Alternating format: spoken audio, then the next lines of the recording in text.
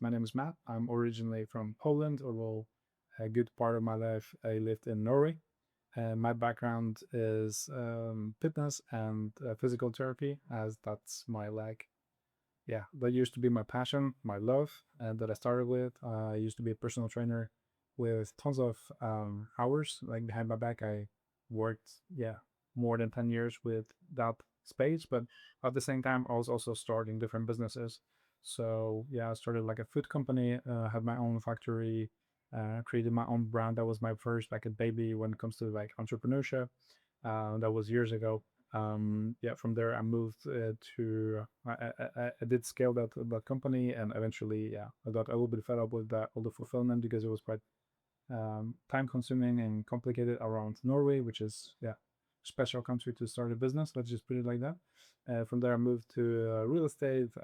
Yeah, like you mentioned, I had a bunch of different side hustle jobs in the meantime as well.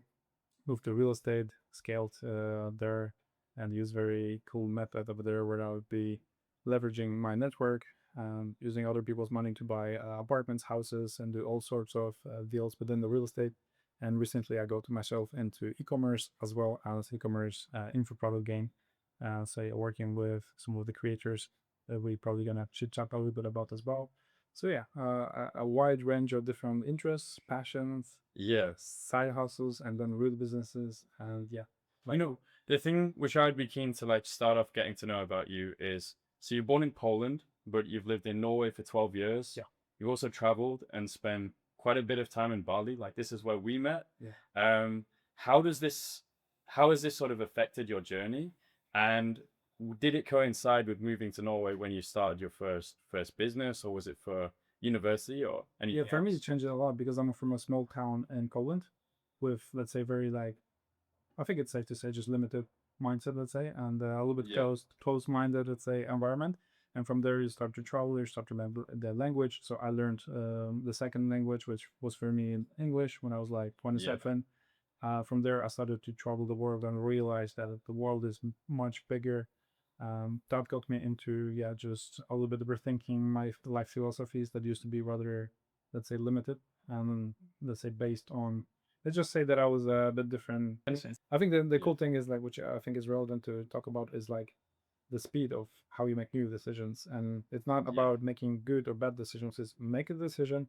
And if you fail, just like get up quick and move on, Yeah. which a lot of people seem to have like issues with, and myself included. Like in the past, especially, sometimes I would dwell on, why did I do this? Like, for example, my first company, food company, it was like an ecological granola product, like super high quality. I Uh-huh. really put a lot of effort into this, developed it nicely, and I told myself, okay, one day this brand will be sold in every health store in Norway, right?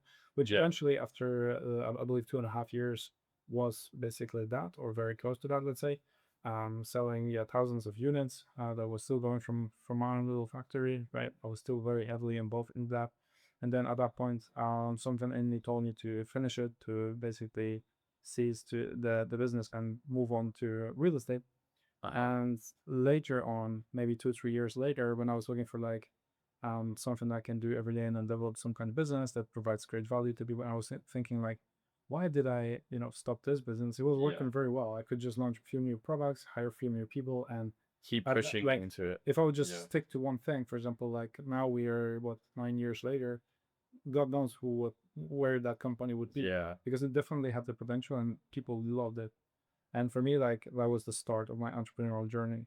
Yeah. Similar to that, when it comes to leveraging creativity, I also use some of that skills to open the real estate company, which is known to be a great vehicle for money. And why I mentioned about creativity here is because after attending multiple courses in both Sweden and in UK, actually, going to like mentorships and like just learning about as much as I can about real estate investing, I realized that there are very like creative ways Yeah. to do investing. And over here, it was possible to really leverage that creativity a lot.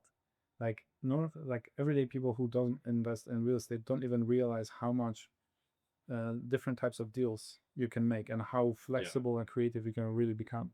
So I did all those also sorts of deals, like short-term rents, long-term rents, flips, like a lot of different stuff, like renovating houses, apartments, having like a little company that also does construction, leveraging that.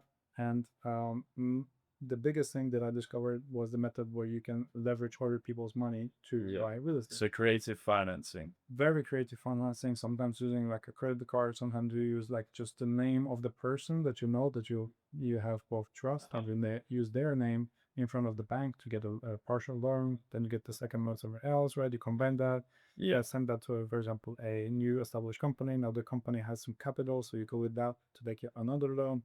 So it's a lot of things you can do in real estate that like everyday people maybe don't even realize it's possible. So over here was also able to leverage the creativity, and I really, really enjoyed that. And I did fair amount of money, yeah, doing real estate really. But it's still after a while, for me, it felt, yeah. Right now I'm exiting my company because I really found my passion in creating brands, I think, and hence the e-commerce world that I introduced myself to not too long time ago, maybe 1.5 years ago. I started to learn more about that, and I realized that what I really want to do is create those brands, right? Yeah. Somewhere in the middle of all of that. So we mentioned all of a few things. Throughout this period, I was still working as a personal trainer just to have my income coming in because I got paid very well.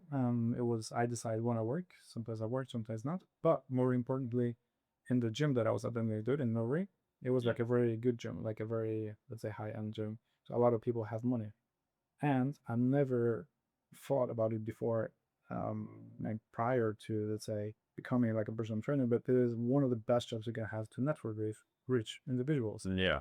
And like the very first, for example, the company that I mentioned, the food company, was started thanks to me knowing from that gym a person that knows a person Yeah. that is like a massive entrepreneur that had accidentally like a whole facility not used. Then I started develop really good networking skills. Yeah. And even to this day, like for example now e-commerce, I really somewhat always find myself in position with the right room with the right person. When you talk about how important it is to like sometimes just sit next to somebody or like you know get into rooms. Yeah.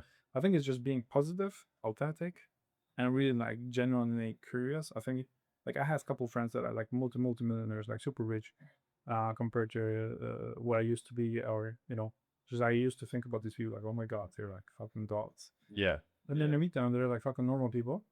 So for example, with my real estate stuff, I met a couple guys out the gym that were doing real estate. I was genuinely curious what they do. And after a while, they're like, you know what? Like you have a good energy. Let me take you on a project and show you around. And this is how my journey with real estate began. So Yeah. just bringing that authentic, positive energy, I think it happens more doors It than people opens think. so many And doors. sometimes Yeah. you only need one guy to really like opens a brand new chapter to your whole life. I just recently visited Dubai, and because of I know Tio, I met all of the biggest guys in ecom from Dubai on the like second week in Dubai. Which Yeah. was a wild experience to see all those young guys just like absolutely crashing it with like multiple millions on their accounts from ecom, and it was just like also like eye opener. And like I did it only because I was positive first. Being like a solopreneur for me is like total bullshit. Yeah. People I want to be free. I want to be my own boss. Yeah, cool. Like you can do that, but you will never really truly like grow. You will, like you said, there will be a cap. And now, when you think about starting a company because you want to be free and you want to have like financial freedom, time freedom, location freedom, um, when you think about the company, like the word company does not mean one person, it does it. It means company, right? There's multiple people. And I actually think that being like, for example, number two, fast growing business is one of the best things you can do because you're not taking the main hit. And yet you're taking all of the benefits of like learning from somebody that is a little bit ahead of you or a lot ahead of you. We can learn rapidly and for free. I get paid. Yeah. And firsthand, like first seat, and oftentimes also doing some of this stuff. Like, what is the Yeah. better like education for you as a business person, like to do that if you have opportunity, for example, right? It depends also on what kind of lifestyle you want. Like, for example, I value the how my everyday looks like above a vanity number of like revenue that I'm making. But you also hear more stories. You see how other people operate, and you start to see certain patterns. And a long story short, like it's fair to say that all, yeah, if not most of those numbers that one see like on social media, like people flex and talk about this. My agency does this. my business does this, like that kind of number. A lot of it is very inflated, is very optimistic. Yeah, blown up. Like let's say somebody makes 1 million per month. My business, Beacon business, is doing 1 month, 1 million per month. There's a screenshot that I by my product. Cool. How much is the profit? Oh, it's 5%. Well, 5% is not nearly Yeah. impressive. But also in the info space, I think what people hate, and it's also something that can be said of barley, is not just info, but like coaches, in the sense when it's like coaches coaching coaches, or relationship coaches who've never had a proper relationship, I love that one. business coaches who have a shit business, or their only source of money is the coaching. Which is hilarious. Let's just face it. It's just funny as shit. It's funny. Yeah. It's funny as shit. Some of them are really genius at marketing. Yeah. And like, what can you learn from them? And if you then, just like exchange some of what they do, apply to your business, Yeah. but exchange also the value, so you actually deliver value that is like authentic and real. Like, how much can you learn from them? And a lot of them are actually super good. And I believe is that they are really good naturally at marketing, or like maybe hyping people up, and they have maybe higher emotional intelligence.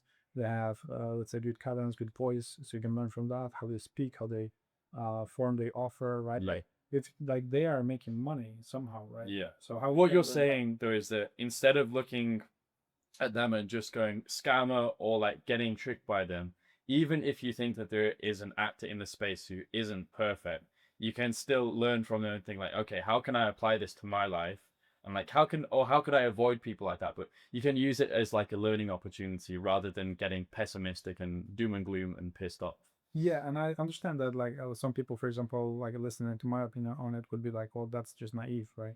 You cannot be all positive and, and smile and just pick up Yeah. those things. I mean, some people are sometimes you just have to dickheads. Yeah. sometimes you have to predict. And I'm like, yeah, you can, but what do you benefit from that? Yeah. And it's like you're gonna like use your energy and just smother that person, fine, but like how does your life change? Not And to go- sometimes it's good to call out somebody. Obviously, I'm not saying Yeah. that, but you know what I mean. Like Yeah. sometimes there's a lot of this like energy that is like not very productive. It's just like, well, how about you just go out there and do something better then, instead of like pointing fingers? Yeah. And like 80%, once again, like I really love this rule, 80/20, really applies to everything over here as well. Like 80% of people that do join programs that are even good still don't follow the program. Like I'm part of now Otis, for example, mentorship program, and I see it because I have like the overview of who's doing what.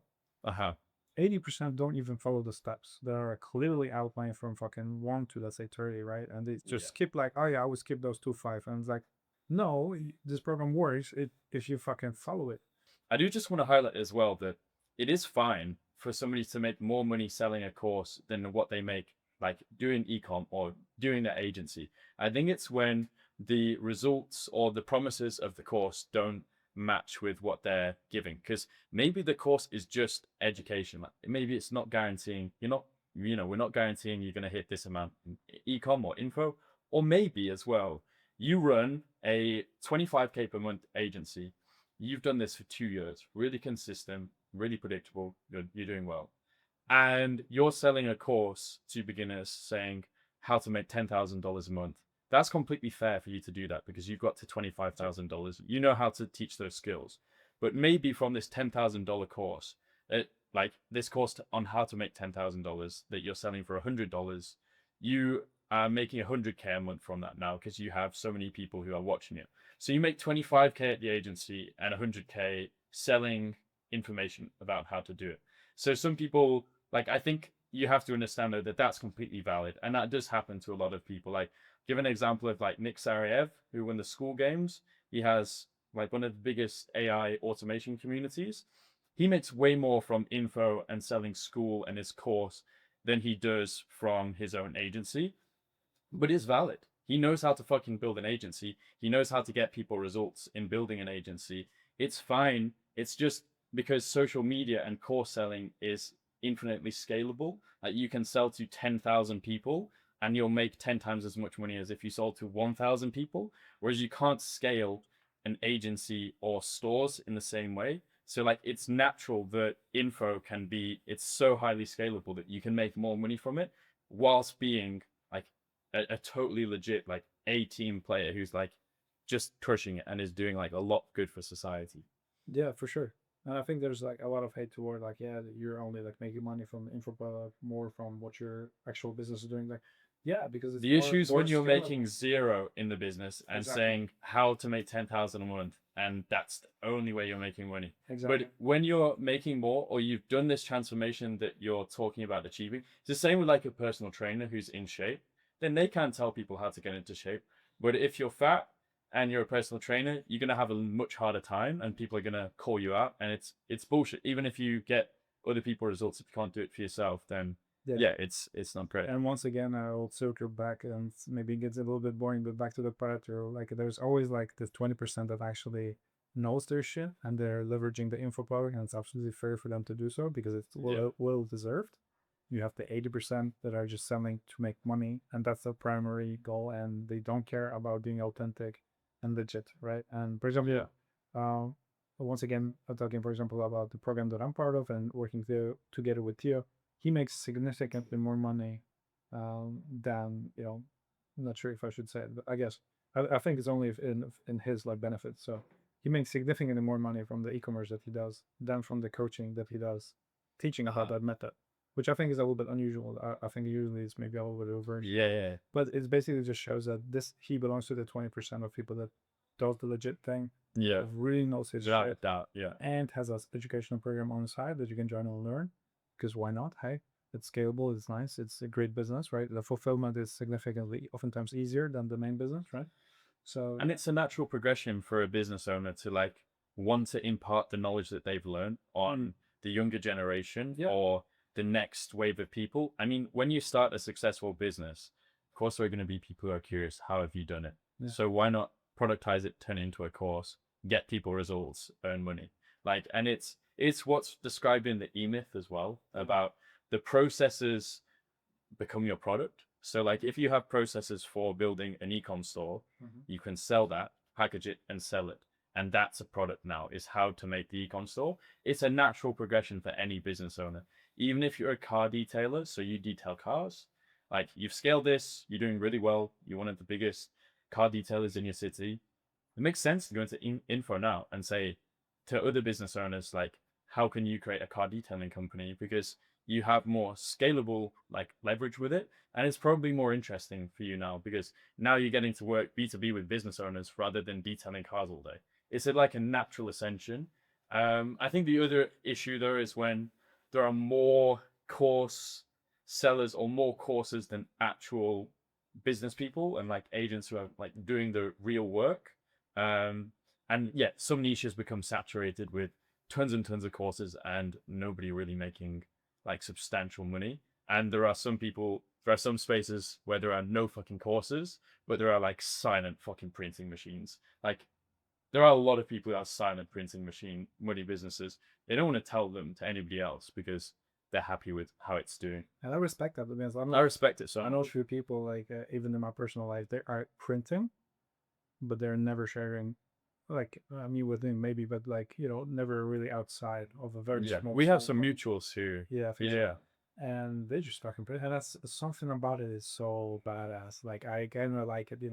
And I'm still like myself. Like I'm like being a little bit like accidentally put into this info space, but it's not like I'm being in front of camera consular or something like yeah, that. But like I still ask myself like, what's better? Is it better to be rich and anonymous or leverage social media, become very famous and make tons of money that way? But yeah, then you sacrifice some of the freedom that you have. And I think me personally, I prefer this dark night vibe where yeah. nobody I really think it's a knows who the mix. Vangue is, but Yeah, there's some action. Yeah. I like it. I think there's a mix when if some people know about you, the right people know about you, then it attracts opportunity. Like if you are on social media, then it can attract your ideal clients or it can attract partnerships. But It you can also become a target. attract people who respect you. But yeah, Yeah. you also become a target. And then the other nuance is like some people get famous for shit that no one respects. If you're authentic and you do put content out there or you put offers out there in terms of your business, it, then even if people don't like your content or they don't like your offer, you don't feel as offended. Like it doesn't feel as uh like as personal in a way because especially if you have high self-esteem, you like yourself, then people not liking your content, what you're saying, if it comes from an authentic place, isn't really going to bother you. I mean, being authentic means that you're not cringe. Yeah. That's one thing. Second thing is, for example, I actually did like one YouTube video that got some views together with Tia about the stuff that we do, just like a little bit spontaneously. Yeah, and the hate comment was about my look. Great video, but the guy should wear like a big shirt or something a bit more like juicy. Yeah, yeah. I don't remember Yeah. exactly, but I was like, oh man. But then my point, he was right. Yeah. And then maybe some of the hate comments are actually feedback. Some of them are good. So once again, if you like remove yourself like from that, like don't take it personally, like okay, what can we learn over here? And maybe sometimes there is something to learn, maybe not. But it's still a feedback, right? Yeah. If you let's say And if sell a it's said product, in a nice way, or like Yeah. not too much of an offensive way, yeah, I think if it's said in a really hateful way, then you can probably infer from that it's coming from a bad place. this comes from a From helpful below. person. But Yeah. like when it's said in a decent way, like you got to be able to take a bit of a joke, a bit of stick, Yeah. and see if there is something that can be changed. Exactly, but I think like again, like you take it as a feedback. So for example, when I used to have this food company producing the product, and there was different flavors, and some of the feedback when I was doing like a live sample, literally on the street, I bought like an old hippie car, like an old Volkswagen bus, put it behind me, golden color logo on the side, open doors, and then selling granola on the street. I had like a cool T-shirt, right? And I was doing that to get the promotion on in that city, but also because I also had like e-commerce store that would sell those products. Yeah. Like I ordered like a subscription. But yeah, I also launched a new product, and I was able to have like samples on the table, and there were people coming and testing that, literally giving me the feedback. And this one particular variant that I developed was actually not that good. Yeah. And if I wouldn't do that and I wouldn't get shit back from those people, they're like, this is shit, like straight to my face, which was harsh. Yeah. Like, this hard. sucks because it took a big effort to develop this and money and whatnot. And then to just get it back, like, this is shit, just so you know, I would like you to know that this is shit. I'm like, okay, thank you, I guess. But then I thought about it, like, no, that's actually great because now I Yeah. can master your product. It moves you quicker. Yeah, and you show yourself as a product, or you sell something, you get feedback, you improve. Don't take it personally, just move on. Yeah. Buy a bigger shirt. It's the exact same thing. Yeah, buy a bigger shirt. It's the exact same thing though, starting a new business or putting out a new offer. If you're actually too hesitant to put it out and you try to perfect it, then you're going to be more upset when it doesn't land in the market. Like, get some feedback early, like hop on calls, ask people, is this product which I'm launching genuinely beneficial? Like, would you pay for this service that I'm providing? Get some micro proof, and until it's been validated by the market, don't hold your special idea as being something that is too special. And it probably is about to get shattered. So like, it's way better to push them straight out and gather some feedback, so that you're finding out what's real rather than having like an ego about your offer, your business, your product. Yeah, exactly. Like I'm definitely somebody who can bring up a lot of examples where I just first decided to act and got the feedback quite quickly and failed quite quickly. Yeah, but also like a lot of things, a It's lot a of mistake. big companies started as literally just an idea and nowhere near what it is today. So people oftentimes forget, like all the people that are into like, I want to learn more about entrepreneurship, I want to work myself on or on my business, I want to achieve freedom, da da da. Yeah. They sometimes look at this company, this massive company, they're so great, like this guy is thinking like this and that, this is his framework, and it's like, no. Go back 20 years, go back 10 years and see how they It started. wasn't even the same idea. It was like there was a dude in a fucking, like, have you seen the video? There's a video of, what was it? Was it Google? I think it was Google. Uh-huh. Yeah, don't call me out on this, but I think it was Google or some other software company. There's this video that I found on YouTube, and I was fucking shocked. I was shocked. There was three dudes really like in like some kind of monk mode developing this thing on the computer, locked in this little apartment. I feel like I've seen this. Crappy monitors. They do crappy. It's all bullshit. Now it's a fucking mega company. Facebook being started out of a university dorm, like Jeff Bezos starting Amazon from his garage. Like there's so many businesses that they completely changed how they operated, and it was obviously so iterative. Like it's the next growth, the next offer, the next Yeah. employee, everything changes the direction and the brand. Yeah, but also even like it's easy to mention those big companies, but it also applied to the smaller ones. Yeah. Like even my first the food company, I actually made the first product literally in a room that had like I think 10 square meters, Uh-huh. and I mixed it up in my own kitchen, right? Right. And I brought this product into a store, and I asked if they will sell it, Yeah. right? There's obviously that's not the right to do it, but Uh-huh. did I test the product? Yeah. And Oh what yeah. did happen? Nothing. I didn't get any sales Uh-huh. because it was shit. So I went back and started working on the second version and third version, and the 17th version of it was actually good, Yeah. right? And my point is like even on a small, very small, obviously example, but like okay, cool. And then Yeah. later on, I got like messages from people like, "Hey, this big company, this American company, I think that you have, like, can we sell it in our store?" And I was like, "Yeah. What do you mean?" And they thought it's a massive company from USA. Yeah. It was literally just me. So, and this 100%. that's like I'm super passionate about it. Like that idea that you have, that thought that you have, like now we could do it. Do it.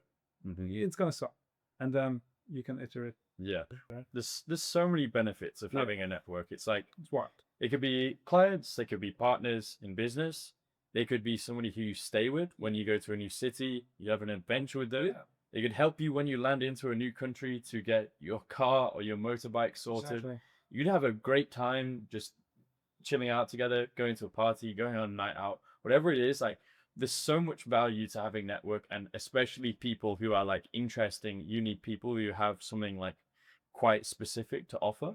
Um, but one thing that I want to come to, I think this is super relevant, and it connects to Chris as well on the first podcast. We spoke about genius types. And for anybody in the audience who hasn't heard about genius types, there are basically four different genius types that Roger Hamilton came up with, that are different ways of creating wealth. You have Blaze geniuses who create their wealth through people. You have Steel geniuses who create their wealth through systems, and that's the how. You have Dynamo geniuses who create wealth through ideas, and then Tempo geniuses who create their wealth through timing. And dependent on your kind of personality type or your style of doing things, there can be different paths to creating wealth or creating the best possible life for yourself. And yeah, in the first episode, Chris is a dynamo genius, somebody who's great with ideas, creating digital products. Myself, I'm more of a steel genius. So this is like systems, the how, like how can we make this system that's already working like 10 times bigger or automated, or yeah, higher leverage, saves time, energy, and money. And from what we've discussed on the podcast and from what I personally know about you, I think it's clear that you're a blaze genius.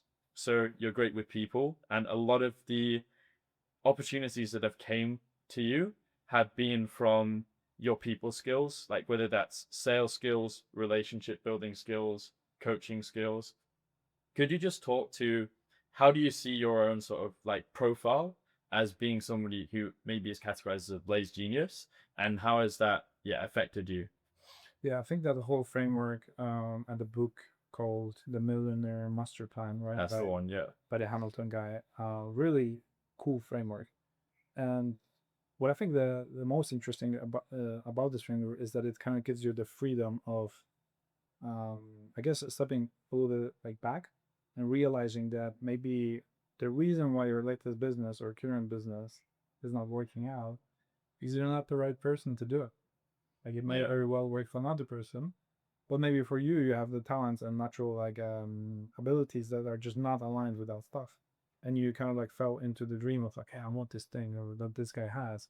Well, maybe you don't want to do this exact same way for the person. So the issue, for example, with becoming successful, quote unquote, like you're understanding it as let's say financial success, right? Like business wise, the issue is that there's not one equation to be successful, No. which a lot of people try to find out and make a course about.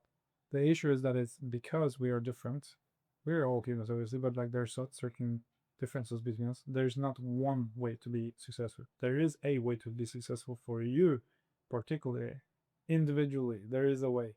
Yeah. Everybody can get rich. Every single person in the world can be it, wealthy and successful, whatever they choose to do. Maybe it doesn't have to be business and money, but whatever they Whatever choose their to do. metric of success is. Exactly. But there is a certain combination, and I like to think about it that it's like a safe, and you're just like cracking the code. There's like maybe a couple circles that you have to put in the right position, and that framework of those geniuses, the dynamo, steel, tempo, and blaze, is just yet another I think framework to understand better on how you can dial in that combination to your success. Yeah. And you kind of like dial in like, am I still fucking no? Okay, well maybe systems is not my strong side. Yeah. Maybe I'm the opposite of you when it comes to the way I excel and where I scale things, where I work. I am creative. I am visual. I am good with people. I go out there, I do shit. I connect people together. I connect myself into right positions, that kind of stuff. But you will never see me in a sheet, like a spreadsheet, just Yeah. like doing numbers or like building a system. Like even for example, Notion, right? That you're big fan of. I love it, but for me, it's just like It's difficult to use. Yeah. I'm not. Doesn't I'm fit not gonna your style. say it's difficult to use because it's very beautiful. My system is actually very easy to use. The issue is that I don't like my brain doesn't work necessarily on the same frequency, so I will still use it as a very simple to-do list, and that's it. Because I cannot really leverage it because Yeah. that's not my natural ability. I think But just to finish I'll the let you point, finish. Yeah. yeah. But put me in a room with a bunch of guys, I will come out with connections, and I will have more friends in one night from that room than a lot of other people because that's my jam. Yeah. Right? I talk shit, I sell shit. I'm good Yeah. at this. I don't even Yeah. try. I do it. Right? And like also me thinking about that I'm good at it also helps others with confidence, and that comes to fruition. Right? But if you lean toward your natural abilities, and it's much easier to be successful. So, for example, if for somebody, let's say e-commerce, maybe they're not too systemized, but they're maybe also not too good with like the breaking brands or be visual about it, right? Or understanding the psychology behind people. Like maybe e-commerce is just not for you, right? Yeah. There's something else that you can do that also will give you money, right? So it's also important to have that understanding, right? Yeah. Back to mentorship programs. If the individual behind the business is unclear on who they are, then how come the particular model of doing business have a 100% like success rate, right? It doesn't make Yeah. sense. Like not all the blocks fit into the same hole. That's the issue with becoming successful, right? There's not one equation for everybody. So I think I really love that framework, and the way I leverage mine is just for me. Like recently, when I learned about it not too long time ago, it was like, it makes so much sense. When I look back in my life, I was always just like in the right room with the right people, but who look in there? It was still me. Of I course. was Yeah. still accountable for that. And if you have been lucky 20 times in a row, is it luck? Maybe it's not luck. Maybe there's something that is happening that you're Yeah. doing, maybe even unconsciously, and that's my story. Uh, Unconsciously, just finding myself in the best position, and Yeah. that happened in my life multiple times, again and again. So it's because I leverage that type of genius, right? So you have different type of geniuses. You have the steel, right? Systems. You're very comfortable with that, so probably for you it's more to leverage that, right? Somebody else is loop and tempo. The timing, organizing things. Some Yeah. other are amazing at creating products. So yeah, Yeah. if you lean into that, It's so beneficial to you can know get such a your smash hit. weaknesses. Yeah. Like, so what I think is that genius styles, they're a part of self discovery. Like, you learn more about yourself, which means that you can perform better. But I think the important thing as well is not using them to limit yourself. Like, you're recognizing, okay, that this is your superpower.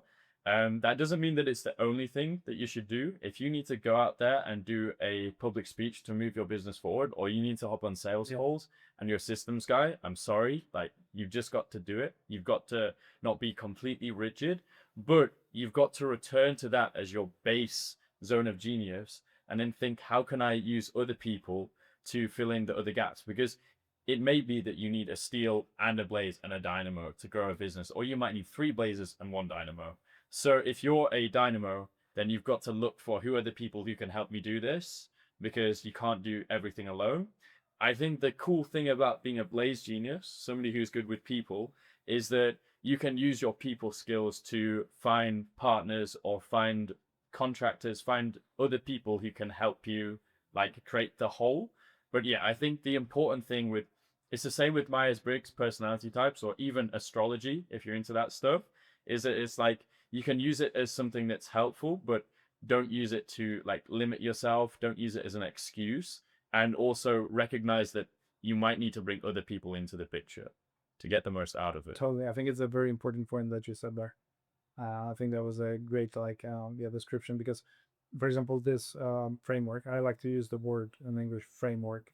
It's just a framework. It's just a Yeah. theoretic model. It's not reality until you Yeah. accept that it is, right? But it's just like a layer. Like you can put layer on top of a layer on top of a layer, and then you get the full picture. Yeah. Yeah, exactly. So it's just like one of the lenses, right? And it really helps. Like for example, a lot of people, for example, get hang up on starting business is so difficult. It's like 95% of businesses, fail the first 2 years. Like maybe, or maybe you're looking at the wrong data. Maybe it's 95% of the business owners that fails, not the business itself, which is a different topic, isn't it? Because Yeah. if the person and the business is failing, then the business obviously is failing, but it's not the business that is difficult. The problem is the person. And behind the business. maybe Especially in also, the beginning, that the person behind the business is the main issue, right? yeah. Not the business itself. The business itself, his idea for the business may very well be like, oh, it's a great fucking idea, just do it. But the person is failing. And that's why those frameworks, and to all the people that are like a little bit skeptical, I'm not going to be good. Cool. But like, how well do you know yourself, right? And how much you can leverage that. Like, for example, me knowing now and learning about myself, okay, let's say I natural inclination for networking with people and leveraging that skills is super natural for me, right? Like give me a couple points, like set me in the room, I'll come up with something, right? Me knowing that, just like being conscious about it, and it makes me like, okay, cool. Like I'm gonna move into Dubai. What is the next networking meeting? What am I trying to achieve? What I can get in return?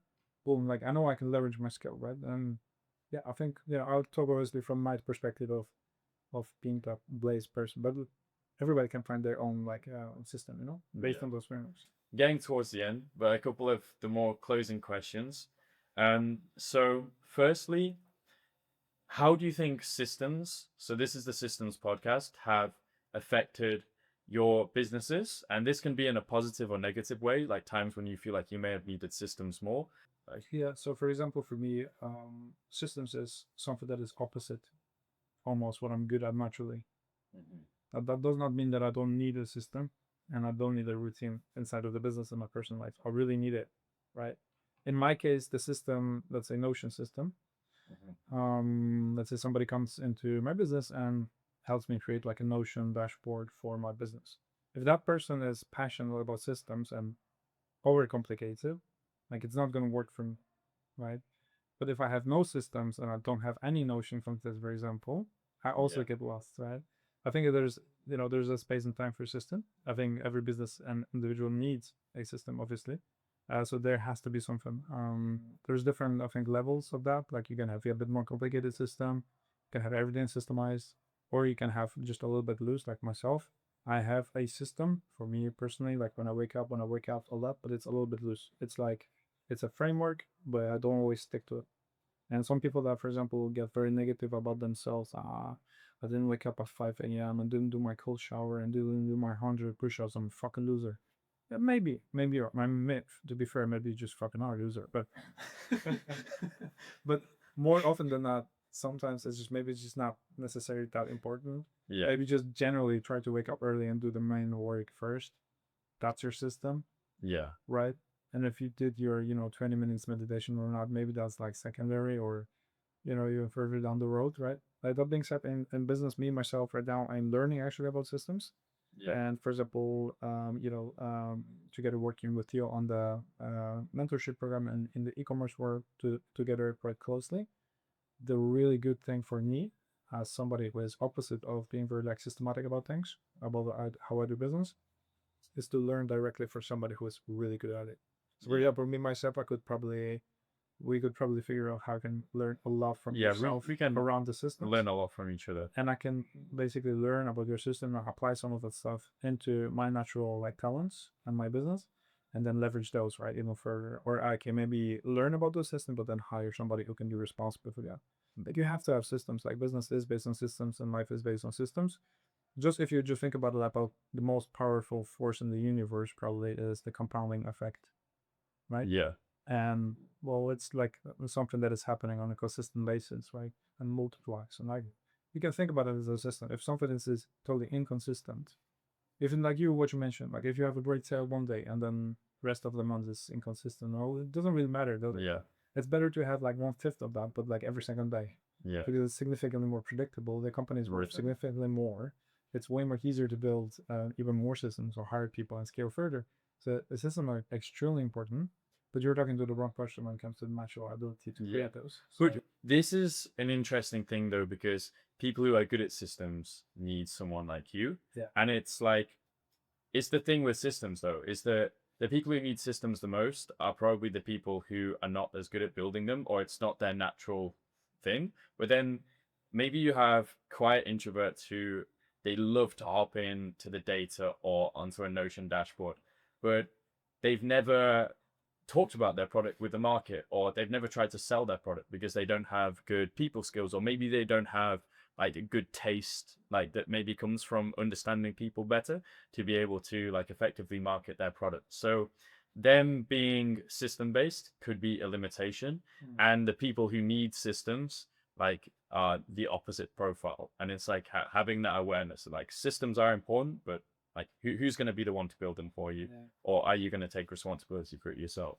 I think also like a finishing thought I think would be that we naturally all fall into complacency, which you're good at.